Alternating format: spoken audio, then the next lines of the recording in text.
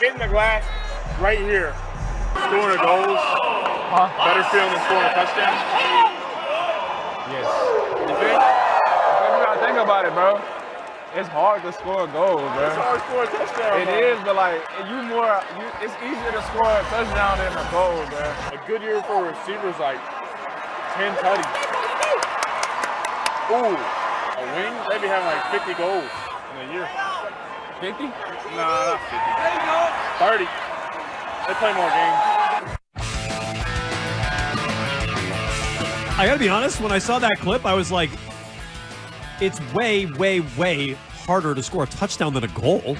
I thought so too. But then... But maybe they're watching the Bruins and they're like, it's so hard to score. Well, I think that was Jalen Polk. If you're unfamiliar with the clip, that's Drake Maye and Jalen Polk sitting right up against the glass in Game 4. As Arkan said earlier, slumming it with the people down right on the glass, front row. And I was like, it's way easier to score a goal than a touchdown.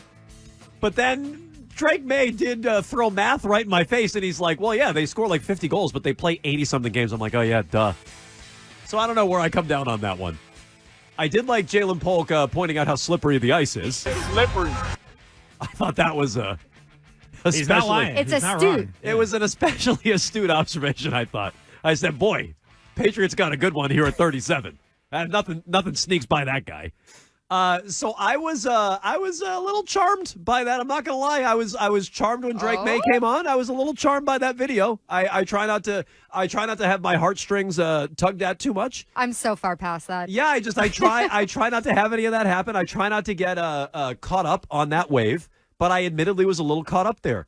And it's very possible I'm overreacting to Drake Maye's personality, attitude, all that stuff. Because at the end of the day, you can either play or you can't. You know, I like some people's attitude. I dislike others. We talk about this with Tatum all the time. Like, I don't generally like Tatum's attitude. Like, he won't be fiery at all unless it's screaming at an official, like when he got teed up last night. Who do you like in the NBA? I don't like. I mean, Jimmy Butler, I think, is a great juxtaposition to Tatum. We've seen Butler take Tatum down a billion times, but Jimmy Butler's never won squat. He's beaten the Celtics, but he's never won a title. So, like, I can talk about his approach and everything else, but he hasn't won, and neither has Tatum. So, same at the end of the day. I may overrate the personality, and I wonder if a lot of us are doing that because Mac Jones was just such a dud. Just such a dud. Now I feel bad. Why? Because it's true. So it's mean. He was always very polite to but us. like, okay, fine. He was polite to us. That has nothing to do. This is my way of saying it's very refreshing. Drake Maye's personality, his natural charm, all of it is incredibly refreshing, and we haven't even seen him on the field Is yet. it irrelevant? This is what I want to get to. Is all that stuff irrelevant, or is there an actual piece to that matters on the field, like leadership and personality and all that? Is that just nothing, or is there something to that? Aren't you the one who always poo-poos that, where you're like, I don't really care about these intangibles if he's a great leader? If he can't play, then I won't care about it. But I do wonder if he has got a better chance to play because, again, Mac doesn't. We talked about the four brothers. We talked about the competitiveness. We talked about Mac being a tennis wimp and everything else. And I just wonder if we're overrating that or if there's something to it. I do think that there's something to it. Like, I think that there's something to being the guy in the locker room and having everybody naturally gravitate to you and put their trust in you. I absolutely think so. But like you said, at the end of the day, if you can't read the defense and you're chucking it at the popcorn stand guy, like, that's not really going to matter. I think all I know, Jalen Polk is going to have no trouble reading a defense with observations like that. Like, nothing gets by that guy. Really? Yeah. He was in Washington, so, I mean, I never saw ice before. But I think that you guys are, in some ways, skewing the way that Mac Jones was viewed and the way that his teammates viewed him, too. Oh, his teammates liked him, His teammates reportedly. really liked him. He was a Pro Bowler. He was there at the Pro Bowl doing the great, you know what I mean? Like, he had personality. It's not like he was just this robot the whole time. He was a lot of the times with the media, but I think in that locker room, he had a lot of fans there. He had a lot of fans on his team. He had guys that had his back. I think all that's true. You're making a face, Jones, but you're wrong. He absolutely did. His teammates had his back in that locker room his rookie year, and most of that second year, too, with Judge and Patricia. Yeah, they I was did. gonna say, 100%. I do think it started to change, though. Yeah. they all jumped. The whole defense jumped off him last year when they were terrible and he stunk. Right. By year 3, that happened. But in the first 2 years, we're talking about Drake May's rookie year, right? In the first 2 years, especially in that Patricia and Judge year, they sided with Mac. They sided with Mac against the coaches. That's a fact. We heard him doing it. We heard him doing it out loud. Kendrick Bourne, veteran players, they were on Mac's side. So, I mean, he may have a nice personality now. That may be something. But by year 3, we saw what happened with Mac. I just wonder if, he can galvanize a team. Mac couldn't. His teammates might have liked him. He couldn't galvanize a team. He couldn't do it. I mean, we talked about this all the time with Mac Jones. How? Like what? I'm about to tell you. Okay. How many comeback wins does Mac Jones have? I think he finished 1. with 2. I think he finished with 2 because he beat Buffalo last year. Oh, okay. Forever we had to cite that Houston game from his rookie year. The Houston game and then Buffalo. Okay.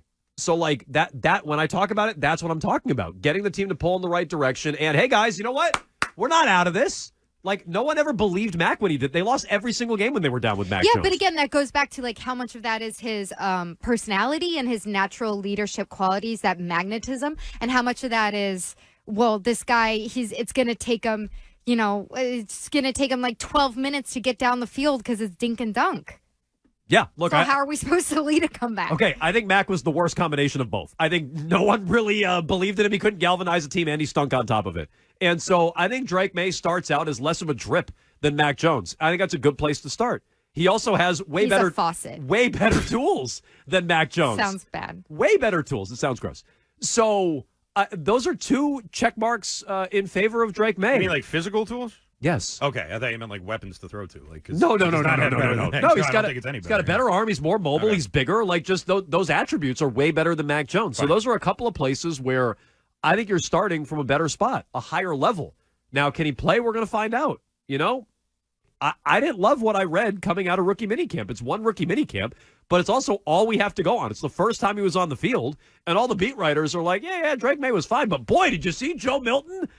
I didn't love that. Okay, but there were also a lot of other pieces about Drake May. Like, you just happened to choose 2 really, really well-established longtime writers who wrote columns that were geared more towards what a sideshow spectacle Joe Milton's arm was. Yeah, I'm just telling you. I don't. There are others. Bedard went off on like the weird hitch that he has. So there was fair criticism of, or a fair amount rather of criticism. I don't know how fair it is. I wasn't there, but a fair amount of criticism for Drake May coming out of the rookie minicamp, which is as advertised. Again, like I not never the throwing would expect. motion.